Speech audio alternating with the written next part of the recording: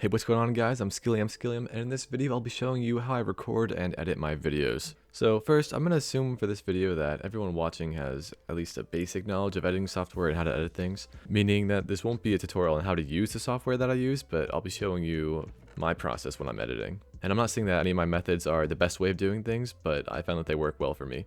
I've gotten requests from a few of you guys that you are interested in this, so that's why I'm making this video. But I know that this isn't something that everybody necessarily cares about, so I've decided to put some solo Bedwars gameplay in the background that hopefully those of you who aren't so much into editing can watch at least. Anyway, I hope you guys enjoy. Alright, the first thing I'm going to show you guys is my OBS settings. I'll be honest and tell you guys that I only have a very basic understanding of what all these things mean, so I'm not going to even try to explain it, but if you want to pause the video and copy my settings, feel free. The one thing that I would recommend is that you separate your audio, that you have two audio tracks, one for your microphone and one for your desktop audio, because that makes it a lot easier to balance things when you go through and edit later. Now, onto the actual editing.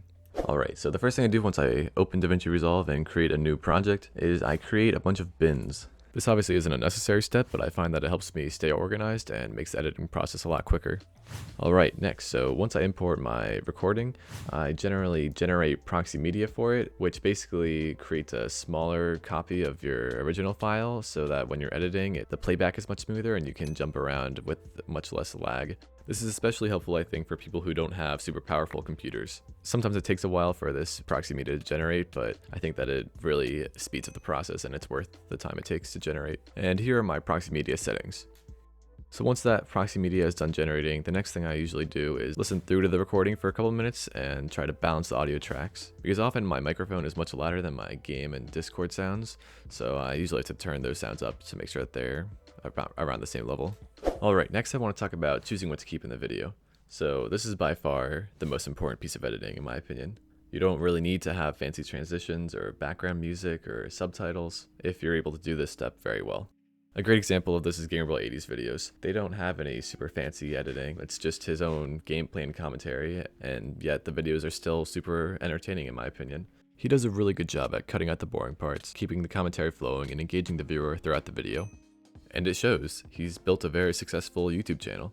All that being said, I will still talk about transitions and music and text, but I wanted to get that out of the way. Choosing what to keep in the video is definitely subjective and it is different for every creator, but in general I try to cut out everything except for what I deem to be funny moments or good gameplay. And this does depend on the video. For example, in a solo commentary video I might include more of my in-game decision making process, but for the most part I try to keep it to those two things that I mentioned. Okay, next we'll talk about transitions. So the transition that I use most often is called blur dissolve, and I usually set it to last half a second. Additionally, I think it's a really smart idea to add a swoosh sound effect to all of your transitions just to make it more seamless. I personally have a bunch of different swoosh sound effects that I just downloaded straight off of YouTube that I use for different on-screen animations and stuff like that. Now, where to put transitions? So I usually only put them in between games that I play. Some people like to put them like in between every single cut that they make in the video, but I think that quickly becomes annoying to watch if you overload your viewer with transitions. So I try to stay on the light side. Alright, and DaVinci Resolve actually just crashed for me, so that's another quick tip, is to make sure that you save your project frequently, because especially if you have an older computer, you're likely to run into crashes somewhat often, and it sucks to have to go back and re-edit something that you've already done before. Next, I'm going to talk a little bit about on-screen text/subtitles. So I use the Text Plus feature if you come over here to Effects Library and then Titles. And DaVinci Resolve has a ton of different preloaded fonts to choose from, and you can obviously go through all of them and decide which ones you like. But the one that I always use is called Berlin Sans FB Demi. I also always add shading elements to my text to both make it look better and make it easier to read. Shading element 2 is for an outline, and shading element 3 is for a drop shadow. Finally, I just add a little bit of camera shake to the text to make it a bit more interesting, and that's basically it for on-screen text. Now I'll just talk a little bit about other on-screen pop-ups and stuff, like this. At the time that I fought Gamerboy80 in Bedwars.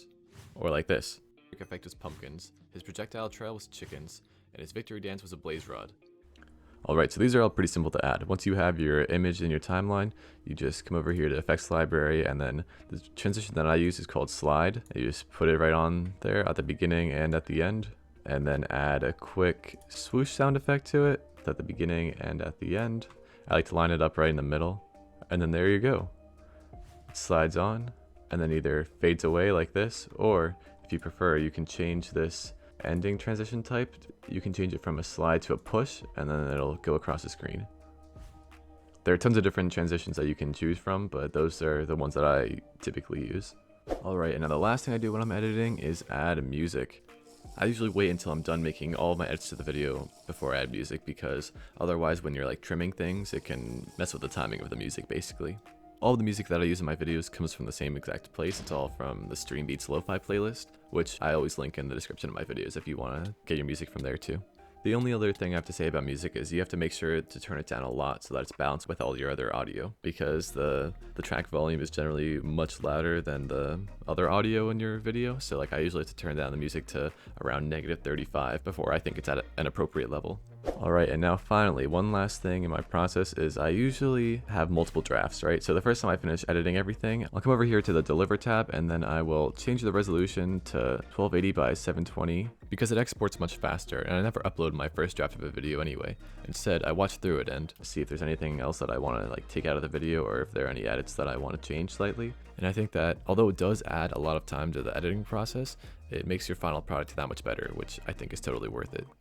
And then the final time that I export, I change it to a custom resolution and make it 2560 by 1440, which is basically it's 1440p, which is also known as 2K. And now I won't go into too much detail as to why I do this, but basically it's because if you upload a 1440p 60fps video to YouTube, YouTube will use a lower compression codec to encode your video into their system, which basically means that even if you recorded your video at 1920 by 1080, if you render it at 2560 by 1440, when people watch it on YouTube, it'll look better than if you were to export it at 1920 by 1080. And that about sums up my editing process. If you have any other questions, feel free to let me know in the comments and I'll do my best to answer. I hope you enjoyed the video, and I'll see you in the next one.